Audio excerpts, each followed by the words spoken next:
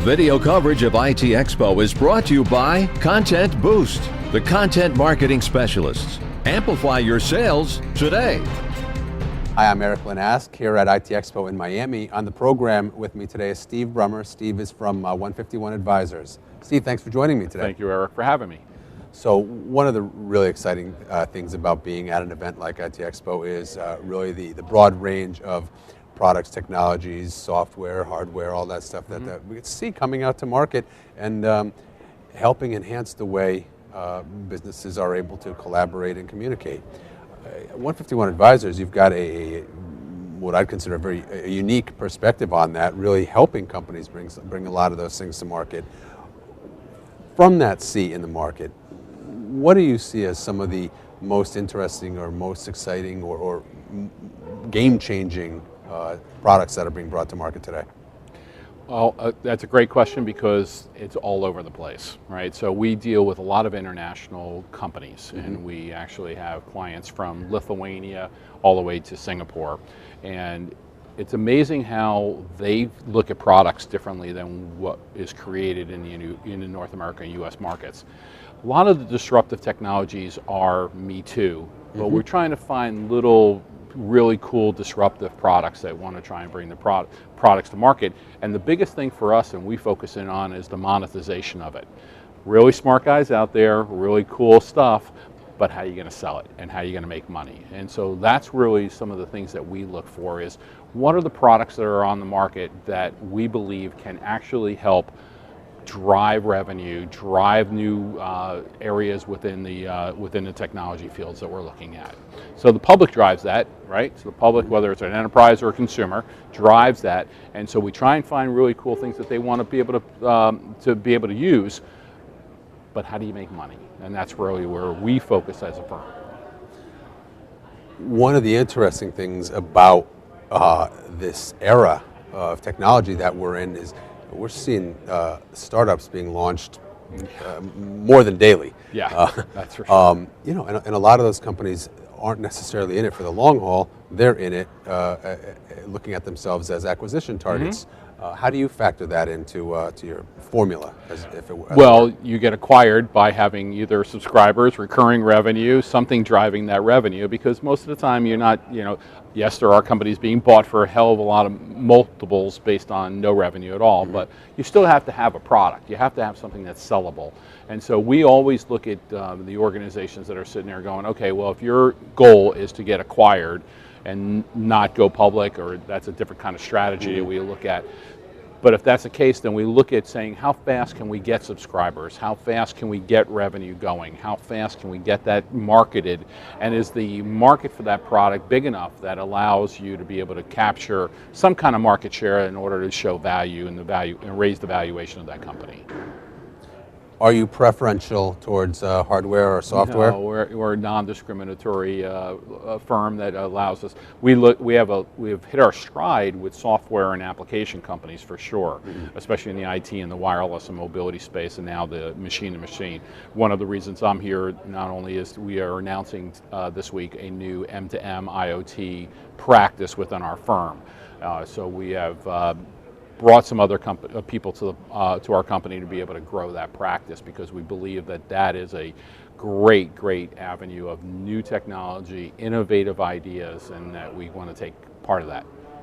Well, it certainly is one of the market segments that has gained significant traction, significant media attention, and almost any mobility or wireless related show or publication that you read is touching on M2M and IoT to some extent. Why is it so exciting? Well, what's IoT? So we have a new acronym. People, and it's so funny because I was on a panel at CES a couple of weeks ago, and one of the questions was, okay, so this is an M2M panel or an IoT panel? But I thought IoT is M2M. No, I thought M2M is IoT. As we go through it, I think it's just because there are so many really cool things now being done in the Internet of Things. If you look at the wearables, if you look at the M-Health scenarios, and then you start to get into the mobile commerce and all the pieces that are now helping grow the marketplace, the it's an endless stream of new places for us to be able to look at products and look at services that consumers as well as enterprises need. And so I think it's a worldwide scenario, right? Because it doesn't matter, you are still monitoring a well or you're monitoring a Coke machine anywhere around the world. So functionally, you can grow your market share anywhere and around the world as long as you have a pretty cool something to sell. And monetization of that on a worldwide basis is the same way, right? You still need airtime, you still need software, you still need hardware, somebody's got to install it and integrate it and support it. All those things make the M2M world and the Internet of Things so much easier to be able to go after. When you talk about wearable technology, you know, and it's all based fundamentally on software, but the interesting thing about a lot of the wearable technologies, whether it's smart watches or other so-called fashion type items, is now we're really coming back to leveraging software within some sort of physical fashion statement as well. Right. And that really, I think, has the potential for an entirely new market. Well, it's changing the players too, right? So it's just not Google being involved in glasses. It's a lot of other organizations that are coming out. I mean, one of the press releases and big announcements at CES was Epson. Epson's got their own watch and glass option, you know, and who would have ever thought the dot matrix printer would now become somebody involved in watches and glasses? So as you find more and more opportunities in the wearables, there are a lot of Me Too's. Let's just, you know, we're dealing with some offshore right now that have the same band, does the same functionality, off to the mobile phone, give me something new. There's not a lot of that. But some of the applications and some of the things you do with it, the gaming, you know, Optimus or some of the other companies that are out now with the gaming goggles, and that changes the way you look at glass and what you're doing with apps on there. So again, you got to look at something that you're going to be able to buy, something that you really want, not just our kids, but us, looking at the consumers that are out there, and then trying to figure out how to brand it, you know, what is it giving you, what is it doing for you, and then, you know, does it work? You know, what's the options for the future? You know, where are you going to go with this product? You know, Google Glass is great as a really cool toy, but you know, now I want to sit there. You know, now we can't drive with it. We can't do a lot of things with it. You know, legal wise, they're going to be able to make some restrictions to it. All right, so now where are we using this? And man, there were a lot of them walking around Las Vegas at CES.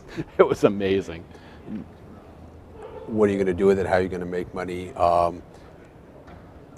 The Internet of Things, the connected home, those sorts of ideas, I think really offer a very long growth cycle because of we just barely have touched the surface, and the long lifespan of a lot of those products at home, right? Well, that's also a blessing and a curse, right? So if you look at, you know, what the automobile industry is doing with now with telematics, right? They started out saying, oh, I'm not sure I want to put a module in the car because the car lasts 10 years and that might be, we might be on 17G by that time, by the end of the car. Do we have to replace the module inside the car every couple of years to keep up with the new bandwidths that are you know, coming out with modules? Or do you want to just use your phone, because most of the time you're going to change your phone out every 18 months and use that as the engine for everything that's in your vehicle for telematics? I think it's the same way for some of that other technology.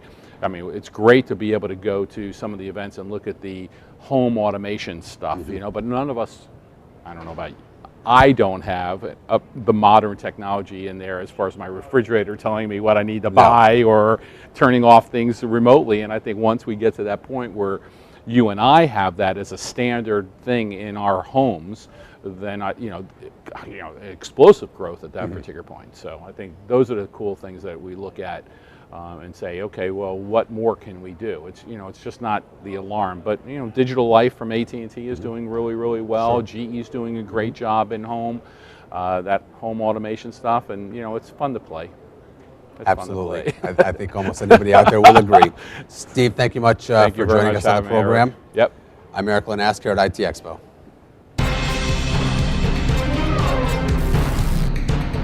Video coverage of ITEXPO is brought to you by Content Boost, the content marketing specialists. Amplify your sales today.